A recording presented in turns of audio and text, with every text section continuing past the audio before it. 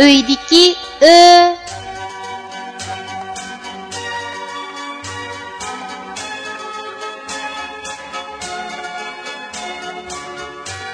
Bu harfning talaffuz qilinishi mundaq.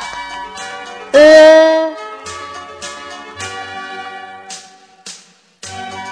Endi bu harfni o'z ichiga olgan misollarni ko'rib o'tamiz. Ö'ning ayrim shakli. Misol: o'tök.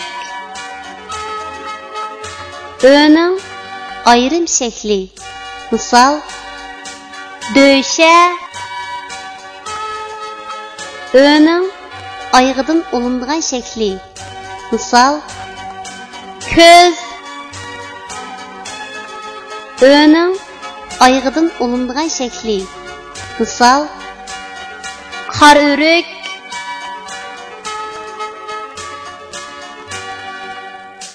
Tuanda biz rasmga birlashtirib, yuqorida o'rganib o'tgan harfning to'g'ri yozilish tartibini mashq qilib o'tamiz.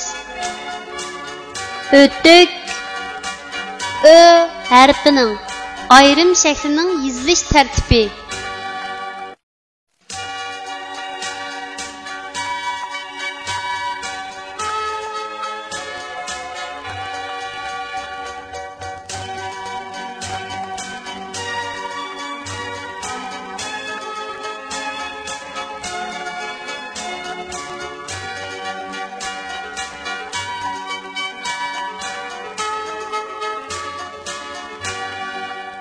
Döşe.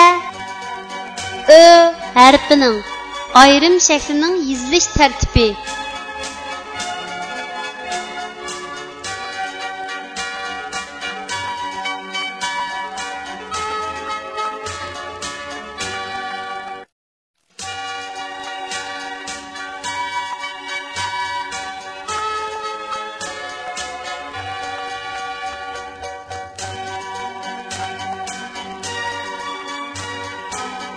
Ko'z.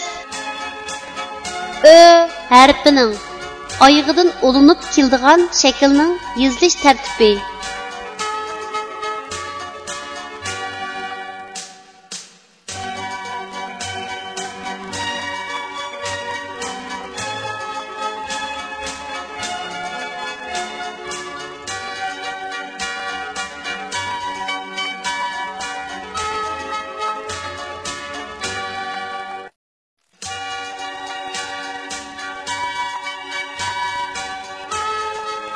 Qora o'rik.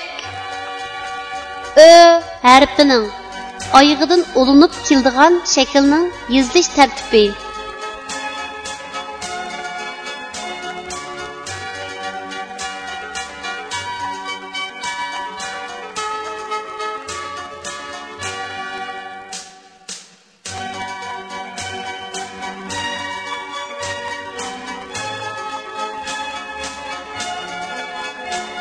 Kichik do'stlar, tuandagi so'zlarni menga aytib o'qinglar.